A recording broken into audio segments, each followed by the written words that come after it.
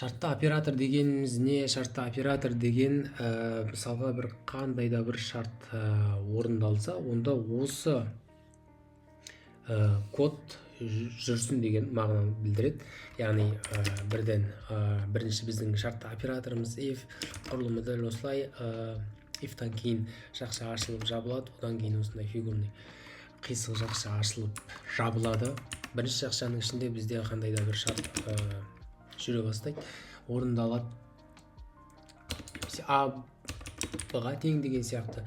Түбінде бұл шарттар бізде ақиқат немесе жалған болады, яғни true немесе false деген мәндерді қайтарады. Осы жерде дәл осындай түбінде осындай мәндер болады. Мысалы true деген мән қайтатын болса, мына қисық жақшаның ішінде бір кодтар орындалады, орындалды деген сияқты бір кодтар орындалады. Мысалы біз осындай сообщениеміз консольға шығаруымыз керек. Бұл фигурный жақшаның ішінде тұрған код егер орындалады, егер мына жерде true тұрса, яғни біздің условиямыз соңында ақиқат қайтаратын болса, false қайтаратын болса, бұл код орындалмайды. Яғни мына жердегі код орындалмайды фигурный жақшаның ішіндегі. Енді бірден мынадай айнымалы құрайық. H деген өзіміз берейік мәні. Бізге айтсын, осы H деген сан, яғни біз қазір бір жасымызды айтайық. Ол бізде 18-ге тең болса, немесе 18-ден үлкен болса, бізге сен кәмелетке толдың деп айтсын. Яғни ол біздің H-міз 18-ден үлкен болса, немесе 18-ге тең болса, мынадай хабарлама шығарсын. Сіз кәмелетке толдыңыз десін. Көрейік.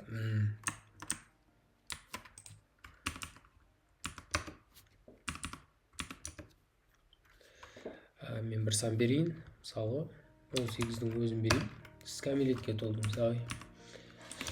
Кәмелетке мен мысалға жасым 17-де, ешқандай жауап жоқ. Сіз кәмелетке толмадыңыз деген жауапты шығарайық. Егер мен 18-ге толмаған болсам, онда мен кәмелетке толмаған болам. Енді бұл шарт орындалмаса, онда мына шарт орындалсын деген мағына бар.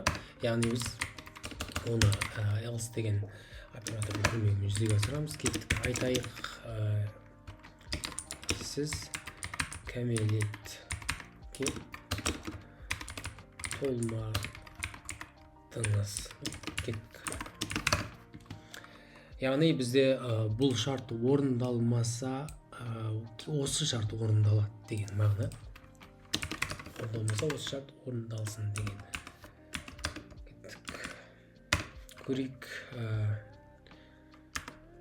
39-дан кәмелетке толдым. Давайте 13-темін.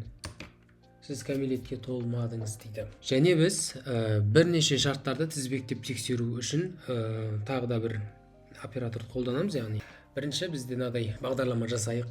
Тестке кіріп шыққан баланың бағасын анықтайтын бағдарлама шығарайық. Мысалға ол балл жинап шығады. Мысалы 0 мен 100-дің арасындағы балды жинап шықсын. Сол балына байланысты біз ол не 5 алды, не 4 алды деген сияқты бағаларды қойып шығайық.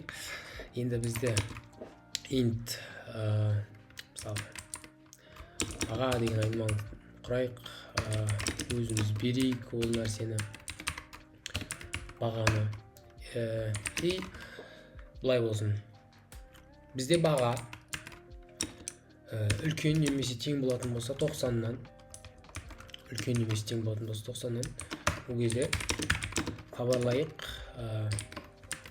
баға 5 болсын. Егер бұл шарт орындалмаса, яғни else if арқылы басқа, яғни баға 75-тен үлкен немесе тең болса деген условияны және қарай аламыз. Ол кезде айтайық бағаңыз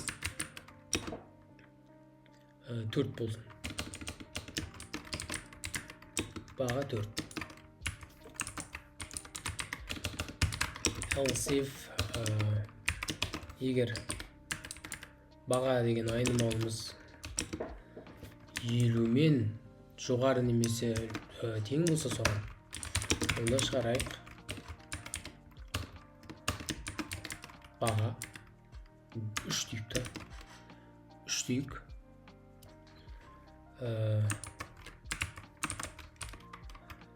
Осылардың ешқайсысына кірмесе, онда соңында ешқандай шарт орындалмаса, біліңіздер, бірінші осы шарт орындалады. Мына шарт егер ақиқат болатын болса, true қайтаратын болса, онда else if деген ешқайсысына кірмейді. Егер осы шартқа кірмей қоятын болса, ол кезде келесі шарт қарастырылады. Мына жерде ақиқат не жалған екені анықталады. Егер осы ақиқат болса, осыған кіреді. Бұдан кейінгі else if-тарға кірмейді, else-ға кірмейді. Енді ешқайсысы орындалмаса, ешқандай условияға сәйкес келмесе баға осы жердегі, онда яғни 50-ден төмен деген сөз, енді бағасы 2. 2. Жарайды, тексерейік, код жүргізейік. Кетіп қалды. Бір енгізейік. 100 алдым. Баға 5. 50 алсам ше. Баға мұш. Неше? 70. Жоқ, 80 алдым. 80 алдым. Бағам 4. 0 дейінші. 2. Осылай бірнеше шарттарды тізбектеп қарастырған кезде кейбір жағдайларда else if деп қайта жазғанға қарағанда бізде тағы бір оператор бар, switch деген. Кей жағдайда тиімдірек болған қарағанда. Мысалға бүйтейік. Бір айнымалы жариялайық. Біз бір аптаның күнін айтайық. Нешінші күн екенін айтайық. Бізге бағдарлама сол күннің атын айтсын. Ол күн сәрсенбі, дүйсенбі немесе бейсенбі деген сияқты. Day деген бір жопқа өзіміз берейік.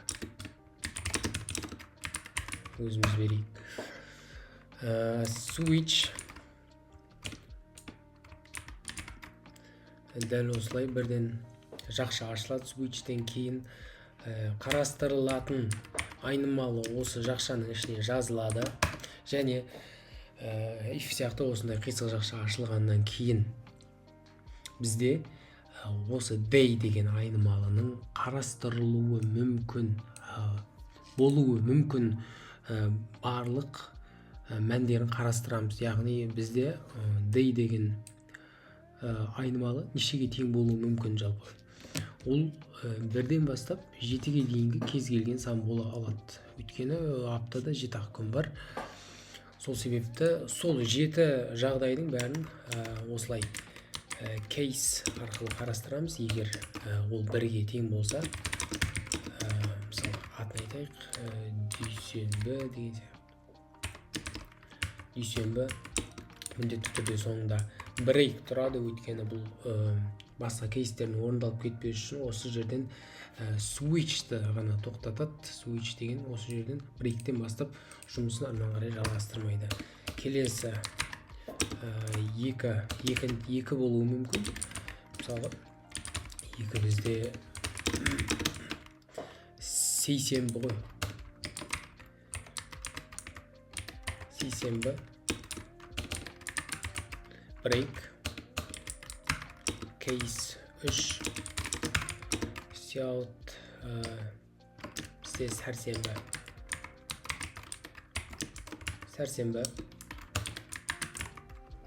Осылай бүкіл болуы day деген айнымалы болуы мүмкін. Барлық мүмкін мәндерді қарастырып, соған байланысты хабарламаларды шығарадық. Енді айтайық, жүргізейік бағдарламамызды бір күн, нешінші күн мысалға, 5-ші күн жұма, 6-ші күн сенбі, 1-ші күн дүйсенбі деген сияқты. Енді мына жерде қуып 15 деп жазып қойсақ ештеңе қайтармайды. Егер қандай да бір осы күнге қатысы жоқ, яғни бұл мән қабылдай алмайтын бір мәнді пайдаланушы беріп қойса, ол кезде біз default деген соңғы не бар, default деген соңғы, яғни ешқандай мүмкін мәнді пайдаланушы бермесе, соңғы осы дефолттың ішіндегі хабарлама немесе қандай да бір код жүреді. Мысалы бұл жерге мұндай күн жоқ дейік. Ал көрейік. Енді көрейік. Давайте 3 десек сәрсенбі дейді. 10 десем мұндай күн жоқ дейді. Жақсы, егер брейк жазылмаса, бұл тоқтамайды. Мысалға 1 деп жазсақ, 1-ден бастайды да осы бүкіл кейстердің бәріне келіп шығады. Мысалы мына жерге дейін брейктерді өшірейін. Қазір мысалы мен 1 дейтін болсам, бірінші кейс сәйкес келіп тұр, айнымалы 1 дейді, осыдан бастап бүкіл кейстерға кіріп шығады. Мысалы 1 дейік. Міне дүйсенбі, сейсенбі, сәрсенбі бәрін қойып. Есеп қарастырайық. Мерекеден кейін қонақтар үйлеріне қайтқысы келіп тұр. Енді бір таксиге 4 адам сиятын болса, біз n қонаққа қанша такси шақырып бере аламыз? N дегеніміз қонақтардың саны, және ол 10-ның 9 дәрежесіне дейінгі кез келген сан бола алады 1-ден бастап. Осы жерде мән беру керек. 10-ның 9 дәрежесі деген үлкен сан, бірақ біз int'ті қолдана аламыз. Бұл int'ке сияды. Сондықтан біз int'ті қолдана аламыз. Яғни біз оны есептеу үшін қонақтардың саны n болса, 4-ке бөле салу негізі жеткілікті. Негізі ол шынымен 4-ке бөлінетін сан болса, егер бізде но бар, бұл енді 16 болса, оны 4-ке бөліп бізге 4 такси керек деп айта алар едік. Айта аламыз негізі, бірақ 4-ке бөлінбейтін сан болуы мүмкін. 17 мысалға. 17 болса, бізде бұл 4-ке бөлінбейді, яғни қалдық қалады. Бір адамға қояды, бір адамға оның өзіне бір бөлек такси шақырып беруіміз керек болады. Яғни жалпы есептің логикасы осы. Біз санды 4-ке бөлеміз. Егер ол 4-ке бөлінсе қалдықсыз, 4-ке бөлінсе, дәл 4-ке бөлінсе қалдықсыз, оған дәл осы бөліндіден шыққан сан таксилердің саны болып есептеледі. Егер бөлінбесе, қалдыққа қоятын болса, яғни 4-тен кіші қандай да бір адамдар ауысып қалды, сыймай қалды деген сөз, оларға бір такси шақыра саламыз. Енді түсінікті болса, оны қалай айтамыз? Бірінші int n енгізейік. Айтайық, егер бізде n, біз қалдықты қалай есептейтін едік? Біз процентпен n-нің 4-ке бөлінгендегі қалдығын осылай табамыз. Егер осы n-нің 4-ке бөлінгендегі қалдығы 0 болса, яғни қалдықсыз бөлінсе, ол кезде шығара қоямыз n бөлінген 4 деп. n бөлі 4 деп шығара аламыз. Егер әйтпесе бөлінбесе, бұл кезде n бөлінген 4-ке, яғни қандай да бір қонақтар ауысып қалды, сыймай қалды, n бөлінген 4-ке тең болатын таксилердің количествосына сыймай қалды. Яғни біз оған сыймай қалған адамдар үшін тағы бір таксиді шақырып береміз. Енді есептеп көрейік. 10 болса 3 қайтару керек екен. 10 қонаққа бізде 8 қонаққа 2 такси шақырып беруіміз керек. Вася енші класста оқиды екен. Классына байланысты ол мысалға 1 класс пен 4 класстың арасында ол primary school есептеледі. 5 класс пен 9 класстың арасында secondary болып есептеледі. Онымен 11-де high school болып есептеледі екен. Біз қандай да бір сан береміз, ол n Васяның оқып жатқан классы. Соған байланысты ол primary schoolда оқи ма, secondary или high, соның біреуін шығаруымыз керек. Қалай шығарамыз? Бірінші берейік. N ол Васяның оқып жатқан классы. Енді қалай айтамыз? Мысалға, бірінші шартымыз 1 мен 4-тің арасында жатса дегенді біз айтамыз ифпен. Яғни 1 мен 4-тің арасында жатыр деген сөз 1-ден үлкен немесе тең. Және ол 4-тен кіші немесе тең деген мағынаны білдіреді. Осы 2 шартта орындалуы керек. 2 шарттың да орындалуы міндетті болғаннан кейін ортасына және деген белгіні қоямыз. Ол кезде біз қандай сообщение шығарамыз? Primary school деп жазуымыз керек. Primary school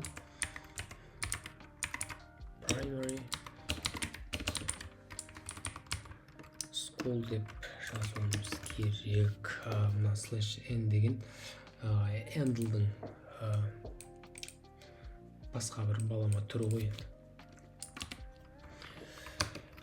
Егер бұл шарт орындалмаса, онда мүмкін ол n-іміз біздің қайықта 5 пен 9-ның арасында жатқан шығар. Егер 1 мен 4-тің арасында жатпаса, n 5 пен 9-ның арасында жатқан шығар деген шартты жасау үшін, яғни 5-тен үлкен немесе тең және n-іміз 9-дан кіші немесе тең деген жазамыз. Осы шарт орындалатын болса, қандай хабарлама шығарамыз? Ол secondary school. Secondary school'да оқып жатыр.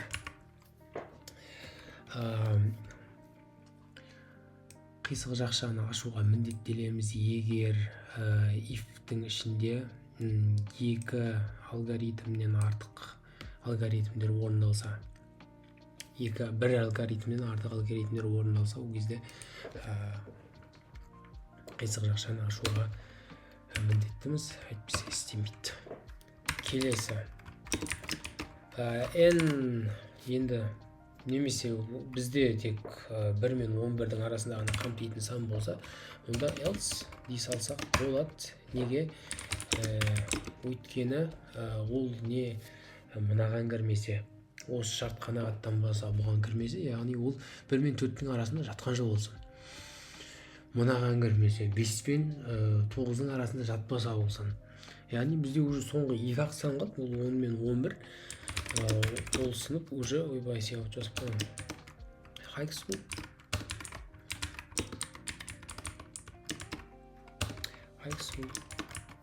деп жазамыз. 1, 7, 10 деген сандарды беріп көрейік.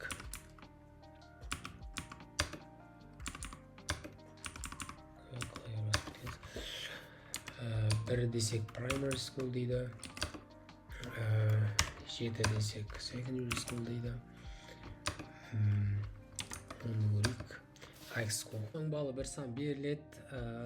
Ондағы хотя бы бір цифрдың жұп екендігі және екі жағындағы цифрды қосқанда ортасындағы цифрдың шығатыны рас па? Мысалы, бірінші 385 деген санды алып қарасақ, хотя бы бір жұп санды тауып алуға болады. Ол 8 ортасында тұр. Және екі жағындағы цифрды қоссақ, 5 пен 3-ті ортасындағы цифр шығады. Яғни 3-ке 5 98 шығады. Енді осы екі шарт орындалса yes, орындалмаса no деген жауапты шығаруымыз керек. Оны қалай шығарамыз? Бірінші жаңағы 3 таңбалы бір санымыз берілсін, оны енгізейік. Енді жаңағы 385-ті алайық. 385-ті біз мына санның әрбір цифрын бөлек бір айнымалыға жазып алайық бірінші. Бұл кәдімгі int типіндегі бір бүтін сан, оның цифрларын қалай бөліп аламыз? Мысалы мен мынаның ең бірінші санын алуым үшін оны 100-ге бөле салуым жеткілікті. Өйткені неге? Қазір мен оны 100-ге бөлсем, бізде 3,85 деген сан шығады. Бірақ мен оны қазір int a деген айнымалыға жазғым келіп отыр. Мен айтқанмын, int деген мынадай нақты сандарды қабылдамайды. Оған қазір мен дәл осылай санды жазып қойсам, ол мына нүктеден кейінгі сандарды игнор жасайды. Сондықтан мен бірінші тұрған осы санның цифрын осылай сәтті ала аламын. Енді ортасында тұрған 8-ді алуым керек болып тұр. 385 деген сан болсын. Дәл осы ортасында тұрған санды алуым үшін мен оны 10-ға бөлем. Неге? Ортасында тұрған санды алу үшін 10-ға бөлем. Өйткені 10-ға бөлсем 38,5 деген сан шығады. 10-ға бөлсем мен де оны қазір int типіне жазамын. Оны int b деген типке жазғым келіп отыр. Ол да солай нүктеден кейінгі сандарды игнор жасайды.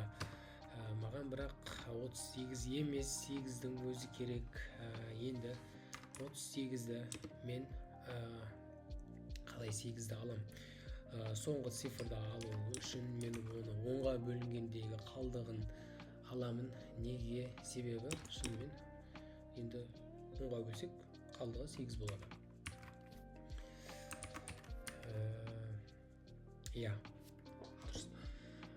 Бірінші n-ді 10-ға бөлеміз.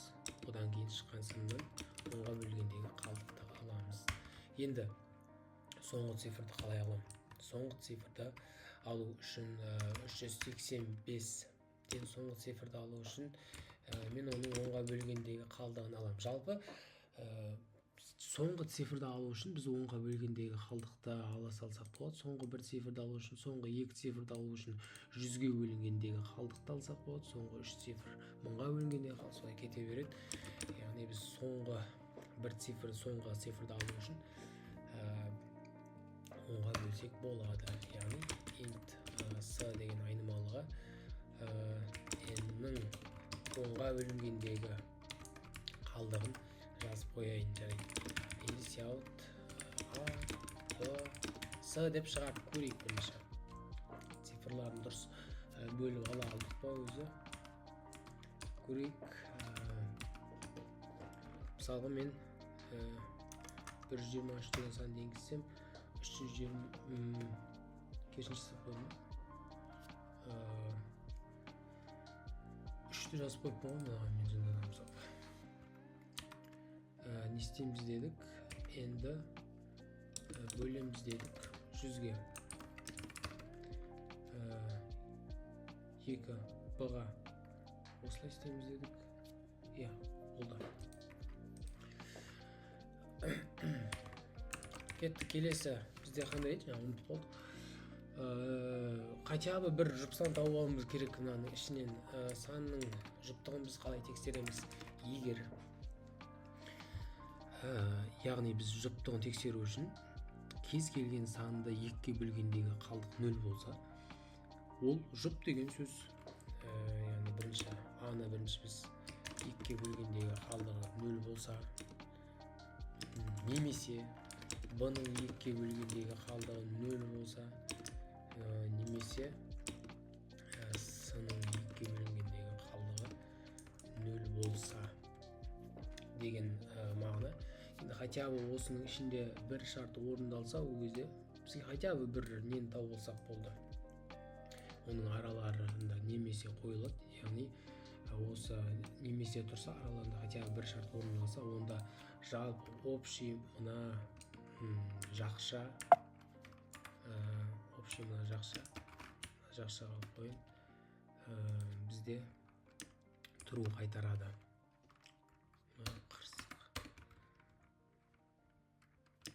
Мына общий мына жақса true қайтарады. Енді және осы бір жұпсаны табуымыз керек. Және екі жағындағы цифрді қосқан кезде ортасындағы цифр шыға ма? Бізде екі жағындағы цифр біреуі қосқан кезде b шыға ма деген условияны тағы қосуымыз керек. Ол үшін ортасына және қоямыз. Кеттік. Екеуі де орындалса бізде шығаруымыз керек. Yes деген жауапта. Ал болмаса шығарамыз. No деген жауапта. Так. Осы болды. Көрейік.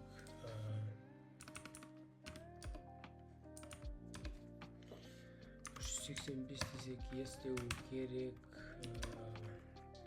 384 десек no деу керек. Келесі есеп ладья. Ладья деген шахматтағы фигура, тек тік жүретін. Бізге 4 сан беріледі есепте. Оның екеуі бірінші, екінші тұрған сандар ладьяның бастапқы координатасы, үшінші, төртінші тұрған сандар жылжығаннан кейінгі координатасы. Енді ол бірінші координатадан екінші координатаға жылжи ала ма? Яғни ол тік жүріп осы координатаға бара ала ма? Бара алса yes деп айтамыз, бара алмаса no деп айтамыз. Мысалға, мына жерде шахматный доскада елестетейік. Бірінші мысалда 3-те 4-тен 8-де 4-ке бағамыз. 3-те 4 дегеніміз мына жер, осы жер 8-де 4-ке барыпты. 8 о жоқ қой, менде 6-та 4 ладно. 6-та 4 деген мына жер,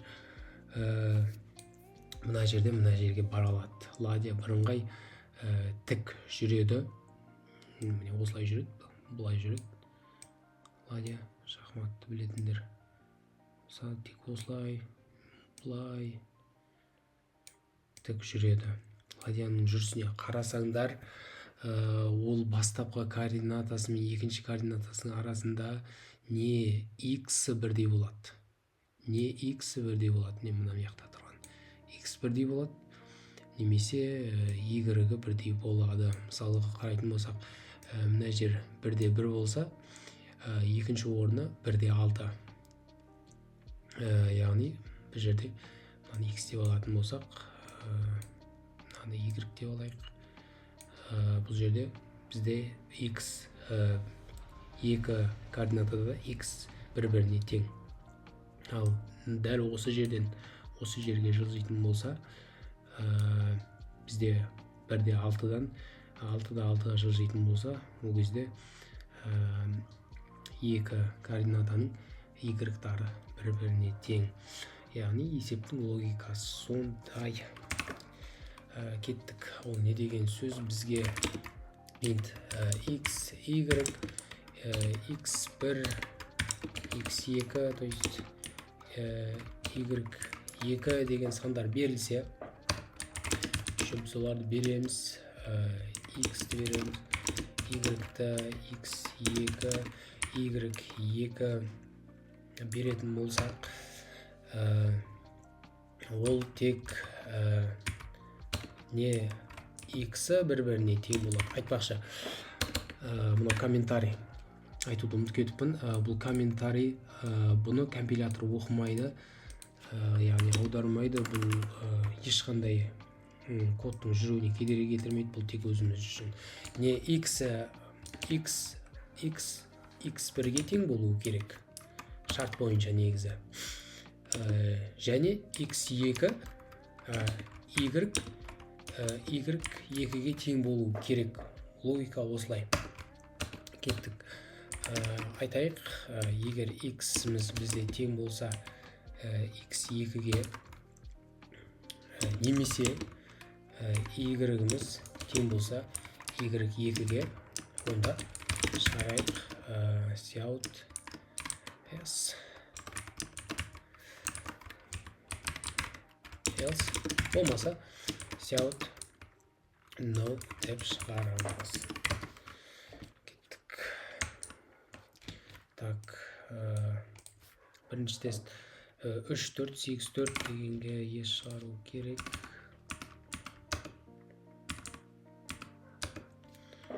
3, 4, 8, 4 дегенге ес шығару керек. 3, 4, 7, 8 дейді. 3, 4, 7, 8. No. Есептің логикасы осы. Ладия бір орыннан екінші орынға барған кезде оның не x координатасы орнында қалады, не y координатасы орнында қалып қояды. Бұл жолы ладия емес, слон. Слон деген бізде шахматта қиғашынан жүретін фигура. Қиғашбек дәл соның жүрісінен тағы бір заңдылық табуға тырысайық. Енді бізде x, y деген орналасып кетті. Координатада, мысалы, мына бастапқы координатадан ол бара алады. Осының бойымен жүре алады. Кез келген жерге бара алады. Осының бойымен, мысалы, басынан соңына дейін барса, бізде қандай заңдылық бар? Бірде бірден 6-ға барды жарайды. Бірде бірден, мысалы, мына жерге келсін. Осының бойында жүре алады. Бірде бірден 3-те 3-ке бара алады. Байқап отырғанымыз бастапқы нүктесінде x 1 болды, соңғы нүктесінде x-іміз 3 болды. Енді ол қаншаға артса, y-імізде соншаға артқанын байқап тұрмыз. Енді ол жалғыз бұлай жүрмейді. Бұлай да жүре алады керісінше. Бұлай жүрген кезде қалай? 6-да мысалы 1-де 1-ге балса, бұяқты да дәл сондай, бірақ бастапқы нүктесінде x соңғы нүктесіне қарағанда қанша есе кемсе, 6-да бастапқы мен соңғы нүктесінің арасында сондай мән жатыр. Яғни x-іміз қаншаға кемсе, y-іміз да соншаға кеміп тұр деген сөз. Енді бұлайнан да жүре алады. Осы уақытта мысалы бастапқы диагоналмен дәл осы уақытта жүргізетін болсақ, мысалы мына жерге барсын. Енді бұл жерде бізде y-іміз бастапқыда 6 болды. Содан кейін 3-ке төмендеді. Яғни 3-ке азайды. Бірақ бізде x-іміз 3-ке артып тұр. Бұл керісінше артып жатыр, бірақ бәрібір сонша қаншаға артса, соншаға бұл қаншаға мынау кемсе, соншаға артып тұр. Егер мынау керісінше осы уақытқа жүретін болса, ол кезде бізде x-іміз қаншаға артса, y-іміз соншаға кемейді. Яғни бұл не деген сөз? Бізде бұның x-тің бастапқы нүктесін x1 деп алайық.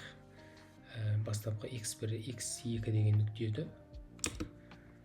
x1 мен y1 деген нүктені алайық. Бастапқы осының нүктесі осы болсын. Енді оның бастапқы нүктесі x мен соңғы x-нің арасындағы мәнді табу үшін әшейін бір-бірінен азайта салғанымыз жеткілікті, бірақ бұл модульдің ішінде тұру керек, яғни теріс сан болмау керек. Осындайға ол артты деген сияқты. Мысалы, артса да кемсе де дәл осы санға артты, дәл осы санға кеміді. Ал y-іміз да дәл осы санға кеміп тұр, не дәл осы санға артып тұр. Яғни екеуі бір-біріне тең деген мағынаны білдіріп тұр. Дәл сол логикамен бастайық. Бізде int x1, x2, y1, y2 деген бастапқы нүктелеріміз берілсін. Оларды енгізейік. x бірімізді x бірі y1 енгіземіз, содан кейін x2 енгіземіз, содан кейін y2 енгіземіз. Кеттік. Енді жаңағы әңгімені айтайық. Егер модульдің ішінде бізде x1 мен x2-ні алатын болсақ, яғни қаншаға артса, ол тең болуы керек модуль ішінде y1 мен y2-нің айырмасына. Енді бір айта кететін нәрсе, бұл C++, бұяқта модульді бұлай жазбаймыз. Модульді арнайы функция бар бізде, дәл осындай, осының ішіне аламыз. Сонда дәл осы логиканы C++ түсінеді. Бұл модульдің ішінде тұрған. Дәл осы функцияға қоятын болсақ, C++ осыны түсінеді. Бұл функция, ABS деген функция IOStream'нің ішінде жоқ. Бұл IOStream кітапханасының ішіне жазылмаған негізі математикалық модуль ғой, кәдімгі математикалық тағы түбірасты деген бар, SQRT, мысалға түбірастынан 64 деп жазсақ, мысалға бұдан қазір бізде 8 шығады деген сияқты осындай математикалық амалдар осының ішінде жазылған, C++ кітапханасының ішінде жазылған. Сондықтан ABS-ті қосқан кезде міндетті түрде C++ кітапханасын пайдаланамыз. Осындай шарт орындалса, біз есептік шарт бойынша yes деп шығаруымыз керек. Else біз no деп шығарамыз. Окей. Көрейік. 3, 4, 2, 4 десек бізде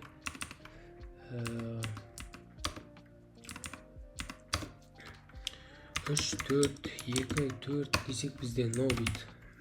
No. 3, 4, 7, 8 десек естеу керек. 3, 4, 7, 8 десек естеу керек. Ал үшінші мысалында қайталасақ. 3, 4, 5, 2 десе естеу керек. 3, 4, 5, 2 десе естеу керек. Дәл осы логикамен жұмыс жасайды. Тағы шахмат. Осы жолы бізге координата береді.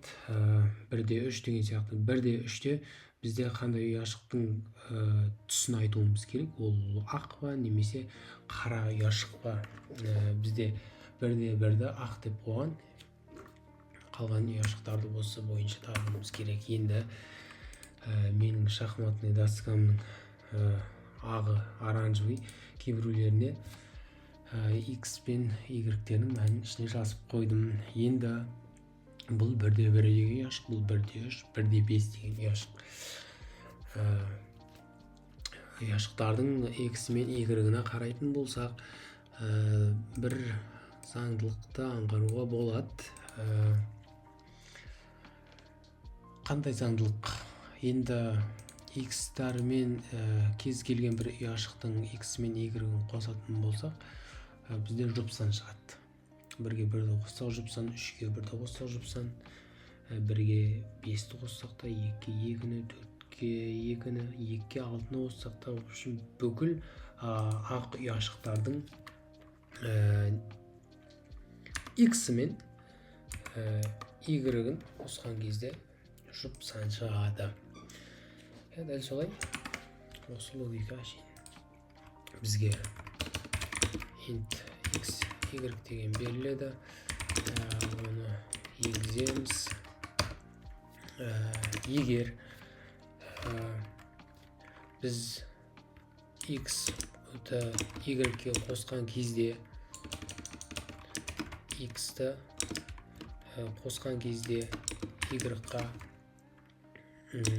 ол жұпсан болса, яғни 2-ге бөлінгендегі қалды 0-ге тең болса деп тексереміз. Яғни біз жауап береміз. Ол ақ түс. ол ақ түс. Олай болмаса қара дейміз ғой.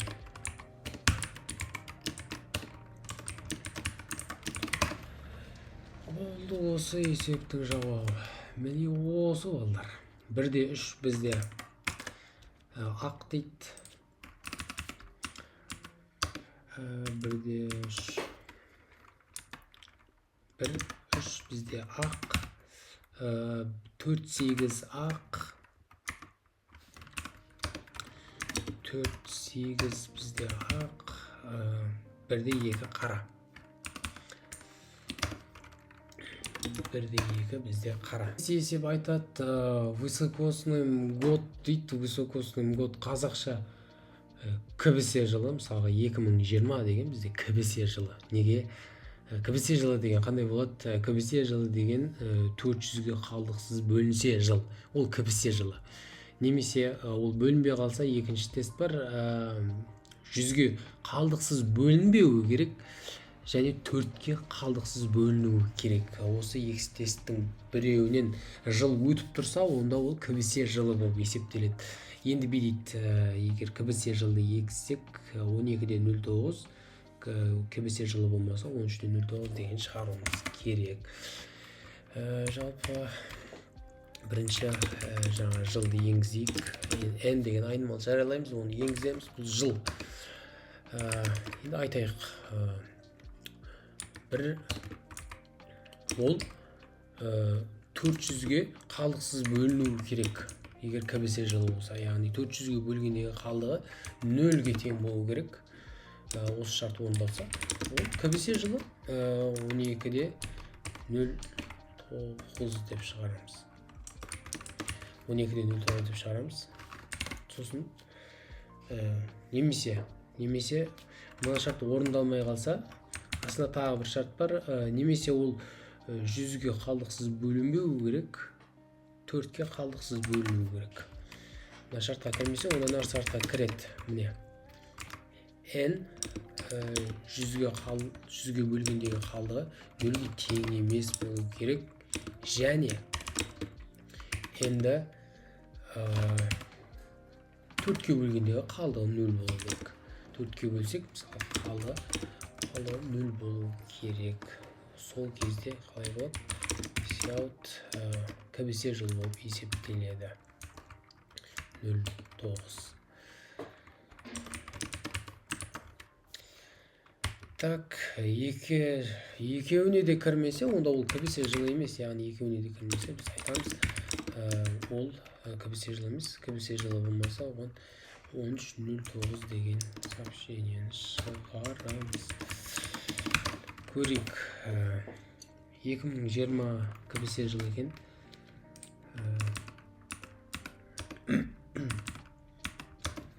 2020 бізде КБС жылы. Сан беріледі, бірінші бізде айдың номері, яғни бірінші ай, екінші ай деген секілді екінші жыл біз шығаруымыз керек.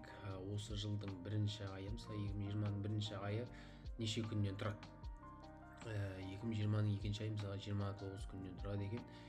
2017-ның екінші айы 28-ден бітеді екен. Мұнда жазып болған 4-ші, 6-шы, 9-шы, 11-ші айлар 30-нан бітсе, 31-нен бітеді. 1-ші, 3-ші, 5, 7, 8, 10, 12-ші айлар 31-нен бітеді. Енді екінші ай қалып қойды. Екінші ай бізде февраль 28-нен бітеді. Егер жаңағы біздің КБС жылымызға қарайды, ол КБС жылы болмаса, КБС жылы болса, ол 29-нан бітеді екен. Айтайық енді. If-else пен ыңғайлырақ. Егерді бірден бастап кетейік. Бірінші айдың номері, екінші жыл. Егер бізде айымыз тең болса 1-ге, жоқ 4, 6, 9, 11, 4-ге тең болса, немесе n тең 6, немесе n 9 немесе 11-ге тең болса, бұл айлар үшін 4, 6, 9, 11. Бұл айлар үшін біз мынадай жауап шығарамыз. 31-нен бітеді. 31 ма? 30-нан бітеді. 30-нан бітетін айлар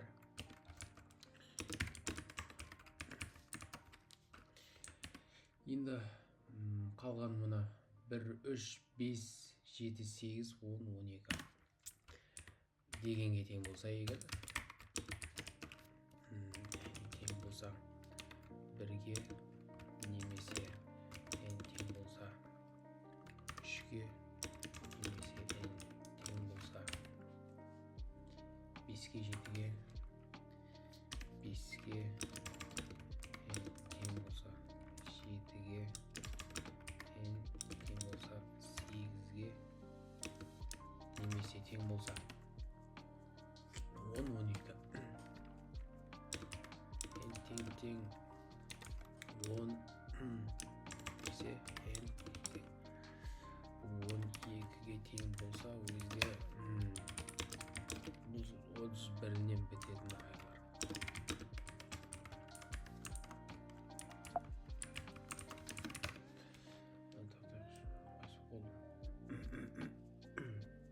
Uzun oldu. Так. Енді екінші ай. Егер уже екінші ай ғана қалды. Егер бұлардың ешқайсысына кірмесе, онда екінші ай болған. Екінші ай, екінші айда КБС жылы ма, жылы емес пе, соны тексеріп алайық. КБС жылы деген жаңағыдай тексереміз.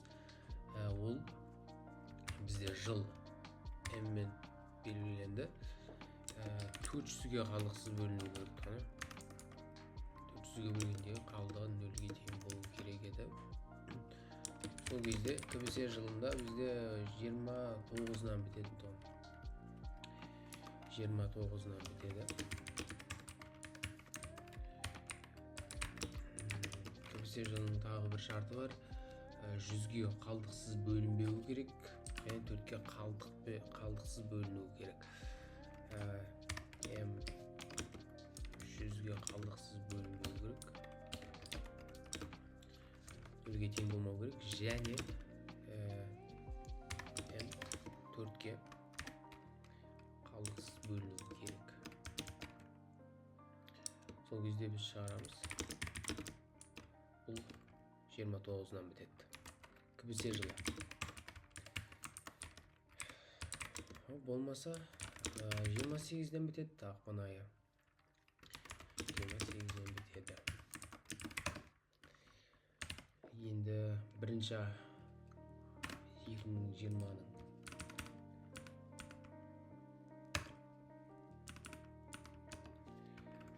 бірінші айы 2020-ның 31-ден бітеді екен.